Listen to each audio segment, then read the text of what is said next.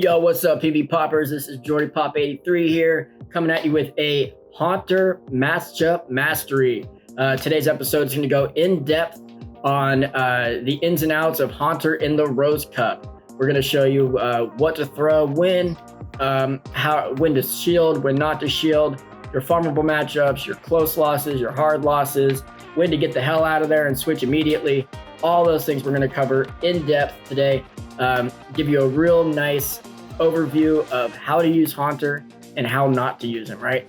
Him being such a glass cannon, you have to use him properly or don't use him at all, right? It works really well if you do it right, and if you use it in the wrong situation, you're going to see, like against Charmers, you are going to go down hard. It does take a little skill to use Haunter, I'm not gonna lie. Like I said, it's a glass cannon, so it's going to go down quick to a lot of things.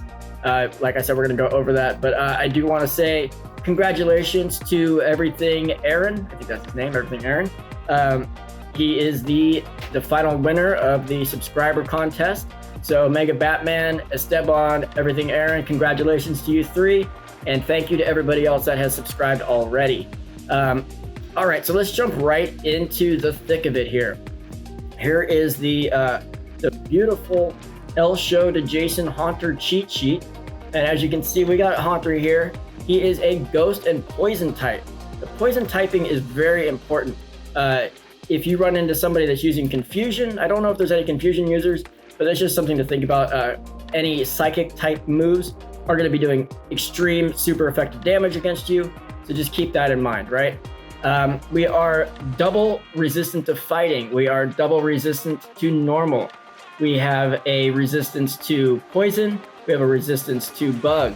We also have a resistance to grass and fairy. So that is a ton of resistances. We are weak to ghost, dark, ground, and psychic. Ground and psychic are going to be coming from the poison side, and ghost and dark are going to be coming from the ghost side of the equation. All right, so Haunter, we got the moves of Shadow Claw, Shadow Punch, Shadow Ball. Shadow Claw is going to be doing 3 damage per turn, 4 energy per turn. That's a very, very good move. At a 2-turn move, you are going to be getting 6 damage and 8 energy per Shadow Claw.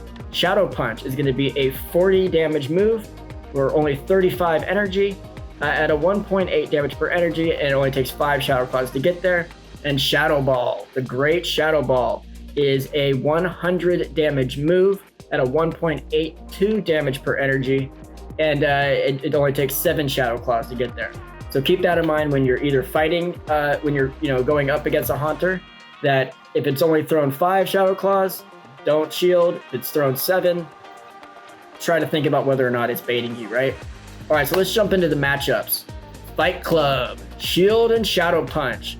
So against all the fighters, against Magneton, Alolan Marowak, Charizard, Drifblim, and Golbat, you are going to Shadow Claw to Shadow Punch, Shield, and Shadow Punch again. That's literally as simple as it gets. These are very, very clean matches. So literally just Shadow Punch, Shield, Shadow Punch, and you got it won. The numbers underneath here are going to be your 0-0, 1-1, and 2-2 shield scenarios. So as you can see, in the 0-0, it is a very close win against Blaziken. It's a slight loss against Magneton. And Alolan Marowak in the 0 shield is also pretty dicey. You're going to want to have a shield for your Haunter. If you're bringing a Haunter, expect to use a shield on it. Now, when are you going to use Shadow Ball? You're going to use Shadow Ball, straight Shadow Ball against Skarmory, and then you're going to need to bait against Gliscor, Clefable, and Steelix. So that's going to be charging up to a Shadow Ball, throwing the Shadow Punch, shielding, and then throwing the Shadow Ball for all 3 of those matchups. And as you can see, the Clefable matchup, as the match goes on, you're gonna lose harder. So you definitely don't want to go into a Clefable match with the opponent having 2 shields. That's not a good situation for you. yeah, I would probably either charge up to a Shadow Ball, maybe throw that Shadow Punch, get the shield, and then switch out into something that can take the Clefable. Maybe like a Probopass would be a good situation there. You know, one of your tanks, bring a tank in after you pull the shield off. That would be great. Mirror match. Mirror on the wall. How do I beat a Haunter when I'm a Haunter too? That didn't rhyme. I'm not a poet. Sorry. But yeah, so what are we gonna do? We're not gonna throw charge moves at all, okay? Not gonna throw charge moves at all. You're gonna throw your Shadow Claws. You're gonna shield once, Shadow Claw it up, and then throw that Shadow Ball. That is the way that, oh, no, sorry. You're not gonna throw charge moves at all. You're just gonna do Shadow Punch, what's it called?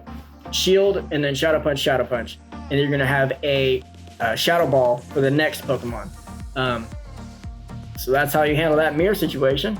And then what do we got here? We got some IV ties over on the side here. So you got Vileplume, and you have Rhyperior. These are going to be going the Shadow Punch, Shield, Shadow Punch situation, but you are going to need to have the proper attack stat in order to win CMP tie in that situation. If you don't have the high attack, they will win. Okay, now you got your close losses. These are going to be situations where if you switch into your Haunter and then they switch into a Probopass, that energy lead should lead you to victory. But and also if they are a little bit low on health and you switch your Haunter into them, then that can also be a positive situation for you. Solid losses against Scrafty, against our boy Gligar, and against Magcargo. These you're gonna want to throw a Shadow Punch, Shield, and a Shadow Ball on Scrafty to do the most damage. That's gonna be a bait situation there. And the other two are just gonna be straight Shadow Punch. Just try to do as much damage as you can. If you do have the opportunity to switch out into something more preferable, I would recommend doing that. And then as you can see on the last little side here, we have our hard losses. Rhydon and Drapion. Rhydon and Drapion. Try to say that a couple times fast, right? Rhydon and Drapion are going to straight farm your ass. Licky, Wigglytuff, and Sableye you're just not going to do enough damage to them to make it worth staying in the fight. So you are going to want to switch out of those situations and save your Haunter for later in the match. So that is the Haunter cheat sheet.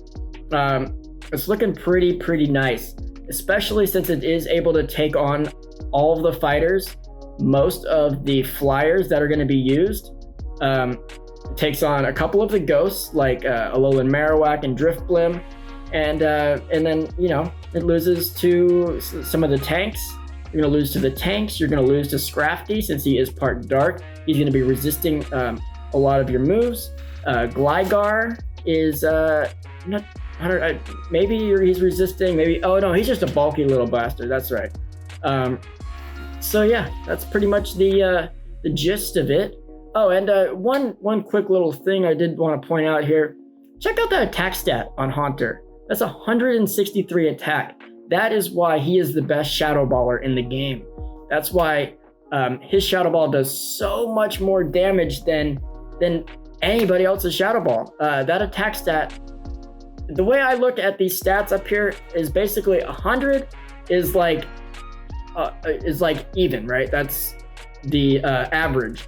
And then anything over 100 is like a percentage of how much better it is versus anything else. So like, I would look at it as Haunter doing 163% of of damage for Shadow Ball or any of its moves. That's how good it is. But the thing is look at that defense and look at that stamina. Those are both sub 100 stats, and that's the trade-off, right? That's why Haunter is so hard to use, is because he goes down quick and easy, but he puts out a lot of damage if you're doing it to the right things.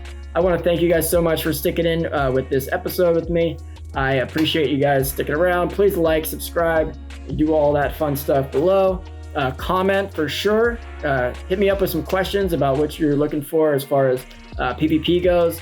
whether it be Go Battle League or Silph Arena. I'm always here to answer any questions that you guys have, and I'll see you on the next one.